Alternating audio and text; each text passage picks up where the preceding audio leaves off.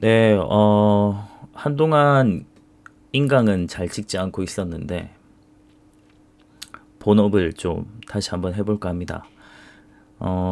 제가 요즘에 2학년들 세계사를 하고 있는데, 수업할 때마다 아이들 표정을 보게 되잖아요. 어, 이해를 하고 있는 표정이 전혀 아니기 때문에, 복습을 꼭 해야 될 것 같은데, 지금 시간이 진도 빼는데 너무 급해가지고, 복습할 시간이 될지 모르겠어요. 그래서, 일단 인강이라도 좀 찍어봐야겠다라는 생각이 들어서 한번 해보려고 합니다. 일단은 교과서에 있는 거랑 그대로 이제 올려주고 하면 좋은데 그걸 PPT로 새롭게 만들 제가 시간은 없었고 그래서 예전에 만들어둔 PPT 가지고 우리 교과서에 만든 내용으로 일단 진행을 한번 해보려고 합니다. 그래서 순서는 조금 안 맞을 수 있는데 제가 최대한 고려해서 설명을 할 거고 그리고 최대한 순서를 맞춰서 한번 해볼 테니까 한번 보도록 하겠습니다. 일단 첫 번째 세계사에서 늘 시작을 하는 부분은 우리 앞에 있는 부분 뭐 역사가 어떻게 돼 역사는 어떻게 뭐 학습을 하고 이런 건 빼고요. 그리고 인류의 진화 이런 부분도 빼고 4대 문명, 보통 요즘은 4대 문명이란 말을 잘 쓰진 않지만 고대 문명 부터 이제 시작을 합니다. 인류의 문명이라고 하는 게 청동기 시대 때부터 시작이 됐는데 그거에 대한 것들을 한번 쭉 보고 진행을 해볼까 해요. 일단 큰 강 유역에서 인류 최초의 문명들이 발생한 걸 볼 수 있고 우리는 4대 문명이라고 하진 않았지만 메소포타미아 문명, 이집트 문명, 인더스 문명, 그리고 중국 문명, 그리고 우리는 세계사적으로 되게 중요하다 해서 페니키아랑 헤브라이까지 같이 한번 봤었습니다. 그걸 다시 한번 생각해 두고 보도록 할게요. 일단 문명의 발생 요소 공통점들이 있어요. 이렇게 해야 뭐 문명이 발생했다 이렇게 보통 설명을 하거든요. 그래서 그 기본적인 요소들, 공통적인 요소들이라고 보면 될 것 같은데 일단 청동기 시대입니다. 시대상으로는. 그래서 청동기가 사용이 됐고 다음에 문자가 발생을 하죠. 그래서 문명이 시작된 거라고 볼 수 있겠습니다. 기록이 되고 나타나고 하면서 지식에 계속 이어져 가게 되면서 문명이 발생을 하게 되었고 그리고 전쟁이나 이런 것들 사유재산이랑 좀 관련해서 계급이 형성이 되죠. 그리고 이를 바탕으로 사람들이 모이고 하면서 도시라고 하는 것들이 생겨나고 도시 국가가 탄생을 했다 이렇게 볼 수 있을 것 같습니다. 대표적인 문명으로 메소포타미아 문명 그리고 이집트, 인더스, 중국 순서로 한번 보도록 하겠습니다. 그 전에 우리 뭐 문명이란 게 무엇이냐 뭐 말은 많이 들어봤지만 인류가 이룩한 물질적, 기술적, 사회 구조적인 발전을 문명이라고 합니다. 그러니까 자연 그대로의 원시적 생활에 상대하여 발전되고 세련된 삶의 양태를 문명이라고 해요. 그러니까 원시에서 벗어났다라고 보면 될 것 같습니다. 그래서 위치 좀 봐둬야 되고요. 왜냐하면 메소포타미아랑 이집트 문명은 이 지형의 차이에서 나타나는 종교의 차이 뭐 이런 거랑 생활 모습의 차이 이런 것들을 많이 비교를 하거든요. 그래서 메소포타미아 문명 한번 미리 봐두면 사방이 뻥 튀어 있습니다. 그래서 굉장히 개방적인 지형이다 라는 거 그래서 자주 매침을 많이 받았고 전쟁도 너무 많고 그래서 왕조나 이런 것들이 문명이 빨리빨리 교체가 됩니다. 그러다 보니까 현실 세상이 너무 괴로워요. 그래서 현실 세상이 어, 잘 사는 게 중요했기 때문에 현세적인 종교관이 나타난다 이런 거 볼 수 있고요. 다음 이집트 문명 같은 경우는 여기 우리 지금 열심히 막 전쟁하고 있는 요게 요 지역 그래서 여기 우루라고 나와 있는 요 밑에 지역의 반도 부분이 이제 아라비아 반도고요. 그 옆이 이제 아프리카 대륙이라고 볼 수 있는데 멤피스 보일 겁니다. 요 멤피스 보이는 요 지역 아주 좁은 지역 요 입구가 있잖아요.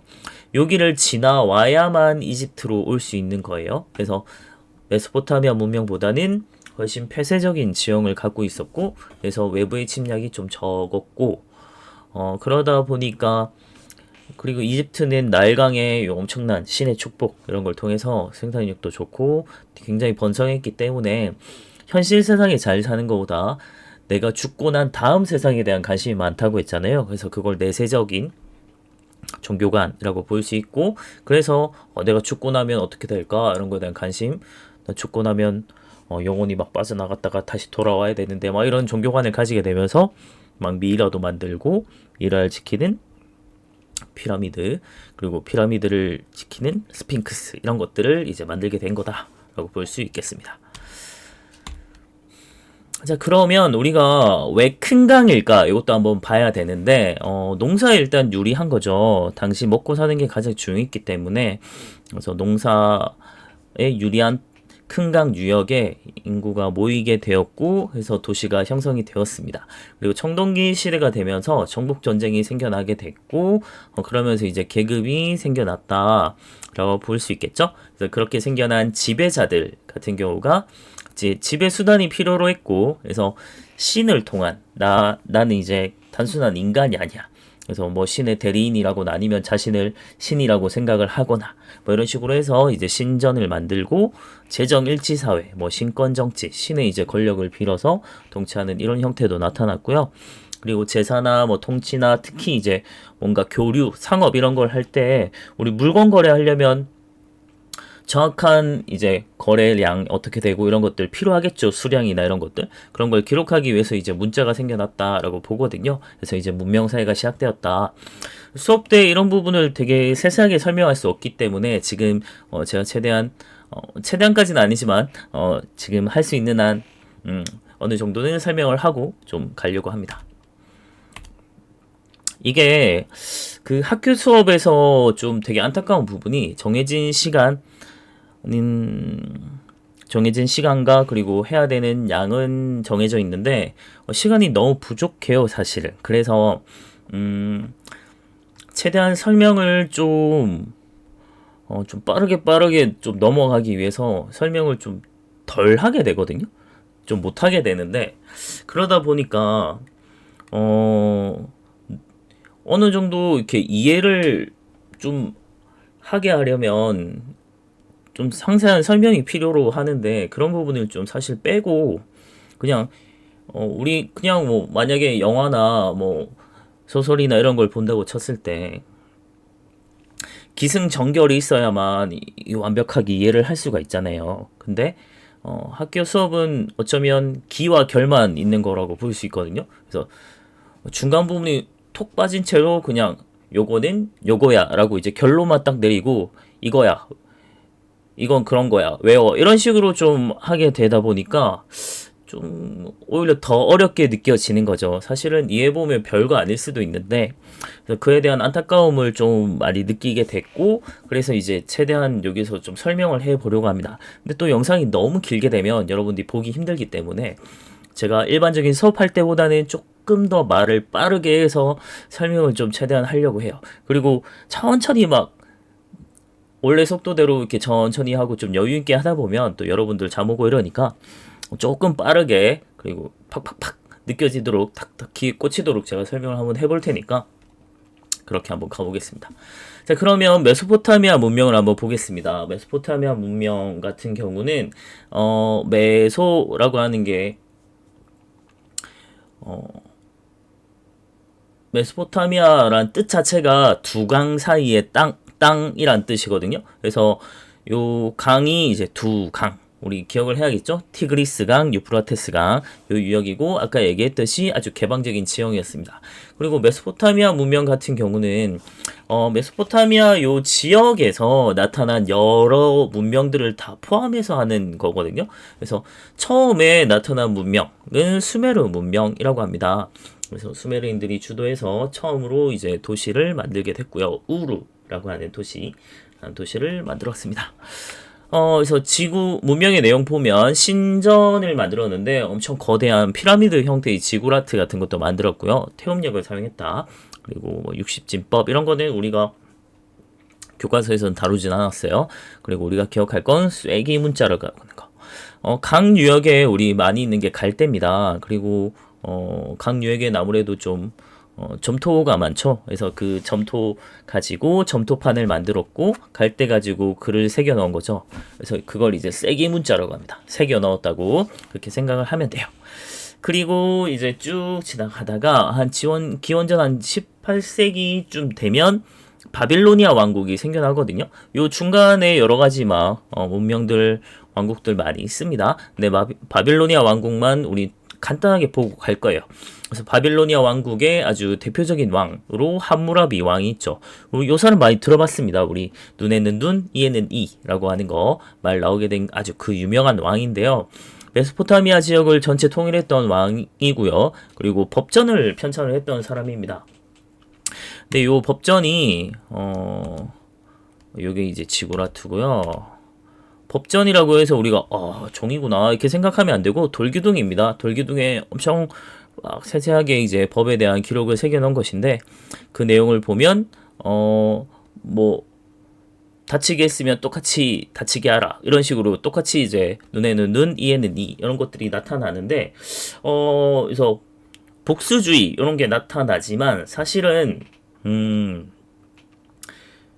단순하게 그냥 똑같이 했구나 라는 게 아니고 여기서 우리가 좀 봐야 되는 거는 신분차별이 좀 나타난다는 거죠. 그래서 계급별로 좀 처벌이 다르다든지 귀족은 똑같이 막 당하는 게 아니라 그냥 벌금만 내고 벌을 면제받는다든지 이런 식으로 좀 신분차별이 나타난 것들 좀 볼 수 있습니다. 근데 뭐 내용을 보고 우리가 사회를 좀 짐작해 볼 수 있는 거는 일단 뭐 은 1미나를 지불한다 이런 내용을 보면은 사회재단이 있었구나라는 것도 좀 알 수 있고요. 다음에 귀족 노예라고 하는 표현 같은 걸 보면 계급이 존재했구나라는 것도 알 수 있습니다. 그래서 그 다음에 이렇게 잘 나가던 이제 요 바빌로니아 왕국도 히타이트라고 하는 철기 문화를 가진 애들에게 멸망을 당했다라는 거 생각을 하면 됩니다. 넘어가도록 하겠습니다. 그 다음 이집트 문명 보겠습니다. 이집트 같은 경우는 기원전 3000년경에 나일강 유역에 아주 폐쇄적인 지형에서 생겨났고요. 파라오, 태양의 아들이라고 하는 파라오의 신권 정치를 통해서 최정일치 사회였다라는 걸 볼 수 있습니다. 나일강에 뭐 설명했었는데 나일강이 주기적으로 범람을 해요. 그래서 이런 것들이 태양이랑 관련이 있기 때문에 얘들은 기본적으로 태양에 대해서 굉장히 좀 숭배하는 모습을 보이고 그래서 태양력을 썼고요. 그리고 나일강이 주기적으로 범람했기 때문에 측량술 뭐 이런 것들 발달했고 그리고 막 미이라 만들고 이런 과정에서 의학이나 이런 것도 굉장히 발달했습니다. 그리고 이제 이집트 문명의 좀 특이한 문자는 그림 문자죠. 그림 문자는 사람이 평면에 이렇게 옆으로 세워져 이렇게 나오잖아요. 그래서 옆으로 이렇게 모습이 나와 있는 거 좀 특이한 형태다. 라고 볼 수 있고 다음에 내세적인 종교관을 가졌다 해서 미라, 다음 피라미드, 스핑크스 그리고 죽은 자의 기록이라고 하는 사자에서 이런 게 있습니다. 그런 것들 볼 수 있고요. 넘어가겠습니다. 그리고 우리 교과서에선 나오진 않지만 제가 세계사 쪽으로 되게 중요하다고 해서 봤었잖아요. 페니키아랑 헤브라이 같은 경우. 페니키아는 기원전 1200년경. 둘 다 이제 지중해 쪽에 이제 나타난 문명이라고 보면 됩니다. 지중해를 끼고 나타난 근처에 나타난 문명인데 그 중에 페니키아는 딱 바다 쪽에 붙어서 지중해 무역을 독점을 했고 일찍이 식민지를 건설했습니다. 그 대표적인 식민지 중에 하나가 지금의 이제 티니지 지역으로 볼 수 있는 카르타고라고 하는 식민지를 건설했고 그 카르타고가 나중에 로마랑 아주 엄청난 전쟁을 하게 되죠.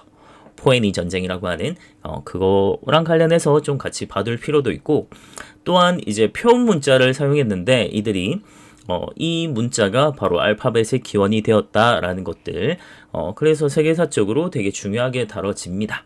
그 다음 헤브라이 같은 경우는 우리 유태인들을 생각을 하면 되는데 기원전 1000년경쯤 지금의 팔레스타인 지방이죠. 그 지역에 세웠던 문명으로 볼 수 있고, 요들의 특징은 유일신 신앙, 해서 유대교라고 하는 게 성립이 됐고, 그게 그리스교, 이슬람교까지도 영향을 준. 그래서 세계적인 종교 3대 종교의 성지가 되는 예루살렘 그 지역에 나타난 문명이었다. 그리고 요 헤브라이에서 나중에 문명이 좀 나뉘게 되는데 이스라엘 왕국하고 유대 왕국 이렇게 나뉘게 돼요. 그래서 어쨌든 요 문명 지역에서 나중에 우리 잘 많이 들어봤을 겁니다. 뭐 솔로몬 왕이라고 하는 사람 아기를 뭐 반으로 갈라라 막 이 했던 그 왕이 여기 이제 헤브라이 문명 쪽에 나타난 아주 유명한 왕이다. 이런 거 기억해두면 되겠습니다.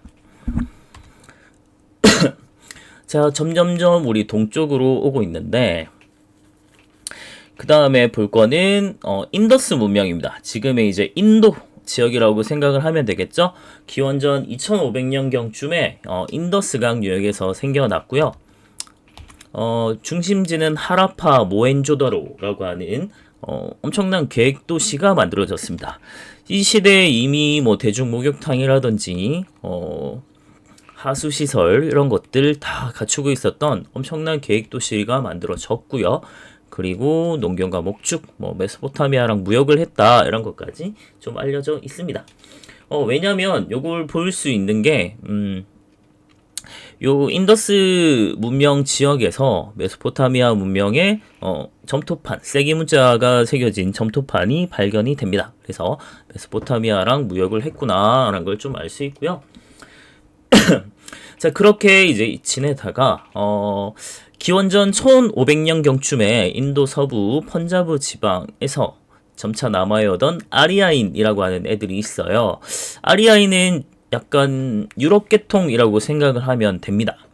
그래서 기존의 원주민들이 살고 있던 지역을 정복을 해서 새롭게 나라를 막 세우게 되고요.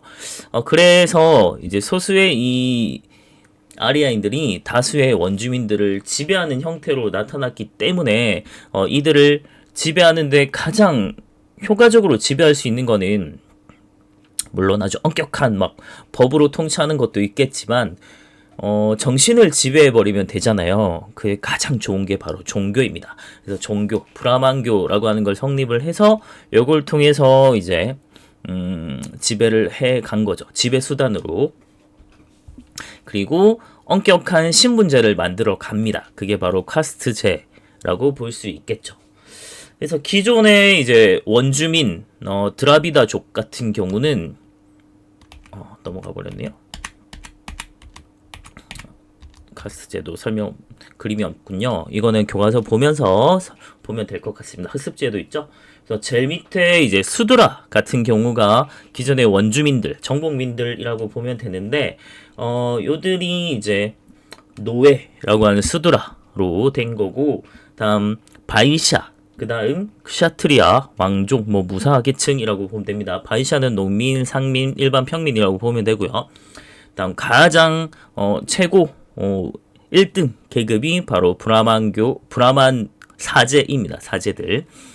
그리고 요 브라만교의 뭐 성경으로 볼 수 있는 게 베다라고 하는 게 있습니다. 받으면 되겠고, 그러면 이제 중국으로 넘어가겠습니다. 중국은 앞으로 우리가 쭉 해서 중국사 거의 전체를 다루게 될 겁니다.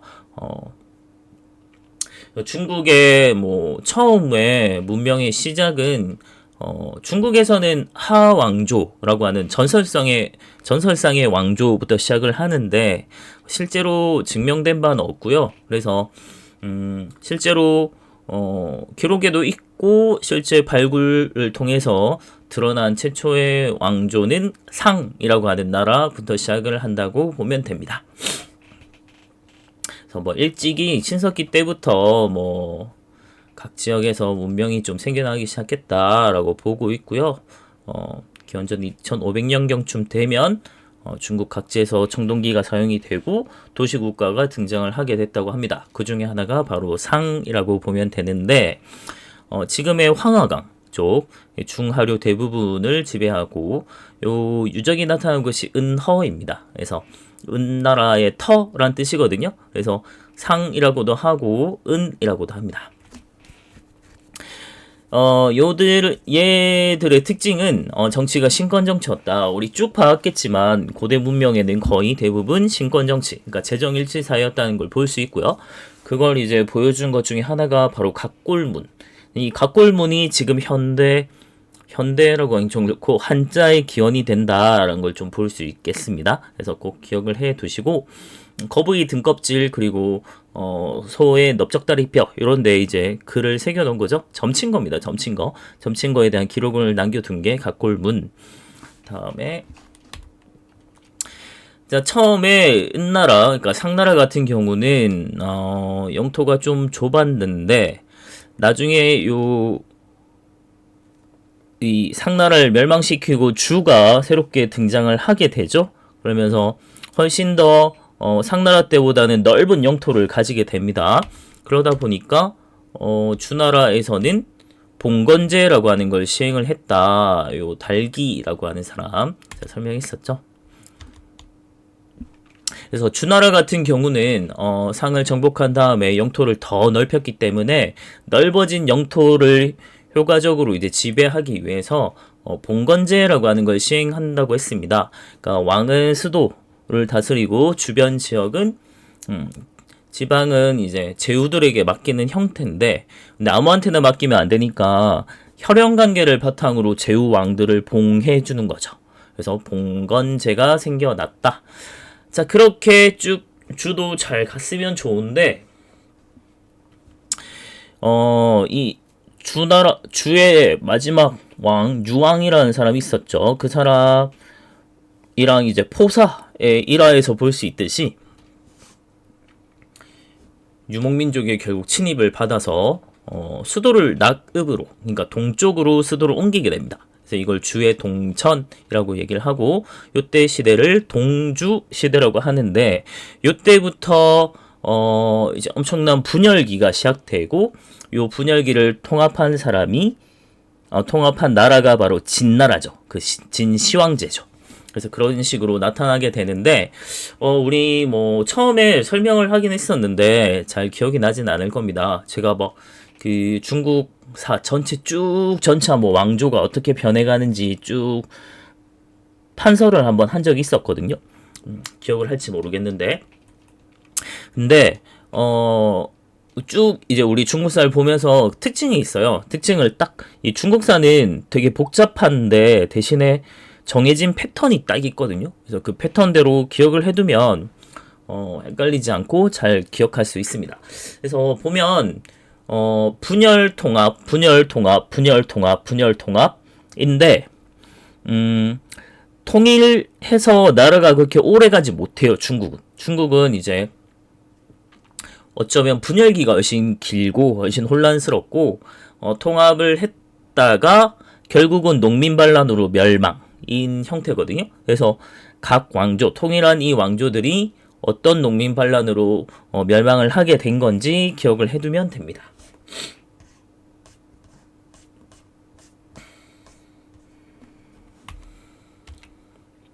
자, 요게 봉건제이고요. 요거 넘어가기 전에 우리 교과서에서는 아시리아랑 페르시아 나오거든요. 근데 그 부분은 지금 우리 많이 흘렀기 때문에 지금 제가 한 거의 23분, 24분 정도 녹화를 한 것 같은데 일단 한번 끊고 가도록 하겠습니다.